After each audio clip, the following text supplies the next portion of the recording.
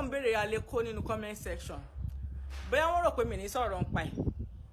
kò fọ́nì tí ni pé kò tún wá ṣàwọn nìkan wọ́n tó mẹ́rin tó ń béèrè ẹ̀ nínú comment section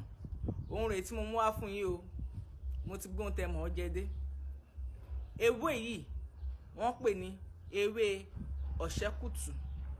ẹlòmíì máa ń pè ní ọ̀ṣẹ́pòtù oríṣiríṣi orúkọ làwọn ẹlòmíì máa ń pè bọ ewé yẹn ohun rèé ewé yìí ó ní ìwúlò tó pọ̀ gan ìwúlò ẹ̀ ó pọ̀ àwọn ẹlòmíì máa lò fún arthritis ẹlòmíì máa lò fún ẹ̀dà oríṣiríṣi nǹkan ṣùgbọ́n ìyẹn kọ́ mo bá wá lẹ́nu ewé yìí kò ń ṣe ewé ẹ̀ la fẹ́ lò root ẹ̀ la fẹ́ lò fún Aleko egbògi ẹ̀ àbí kí wọ́n pè ní Yorùbá root la fẹ́ lò fún Aleko yẹn ewé yìí nísìnyí ó wà káàkiri àsìkò òjò báyìí sìn easy ni ó wà káàkiri ẹja kó pọ̀ kẹ wá gé root ẹ̀ ẹ lè gé sí kékèké kẹ dà sínú keragolis kẹ bu omi sí ẹ jẹ́ kó toró fún bí 24 to 48 hours kẹ máa mu gàsí méjì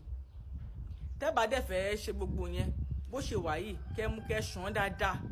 kẹ tó ṣe yẹn lọ sínú agbóhùn ìṣẹ̀mú kẹ máa ṣàn dáadáa ìmọ́tótó borí àrùn wọn ẹ máa ṣàn dáadáa ẹ máa fi irun pákò omi ẹ̀ lẹ máa fún mu tẹ́ máa sọnù tẹ́ máa sọ igi ẹ̀yẹn nù oúnjẹ bíi tí ọmọ ò bá sí ńlẹ̀ ẹ má lò ó ẹ má sọ pé ẹlẹ́yà ló kó yín sí yọ́yọ́ o òun ni mo sọ fún yín ẹ̀ṣẹ́ tí bí root ẹ̀ ṣe rí ṣe ti rí bí flower ẹ̀ bí leaf ẹ̀ ṣe rí ó máa ní flower yellow èmi máa ń fẹ́ ju eléyìí lọ wẹ́wẹ́ lélẹ̀ nǹkan kan náà gbogbo ẹ̀ so kò jẹ́ bó ṣe jẹ́ rere o. agbe infection tó ṣiṣẹ́ tó dẹ̀ dájú kí lẹ máa bá mi wá ẹ lọ bá mi wá orógbó 6 tó tóbi dáadáa sí nǹkan kan ò tí ì ṣe orógbó 6 ẹ bá mi wá ewé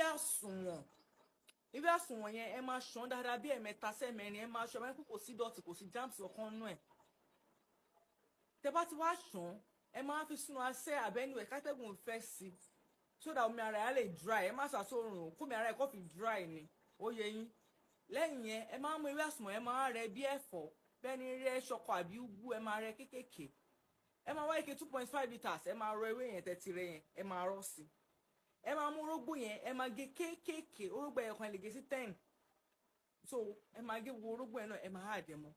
ẹ máa bá mi lọ wá team drink team ẹ máa wá ra 3 ẹ máa wá dà sí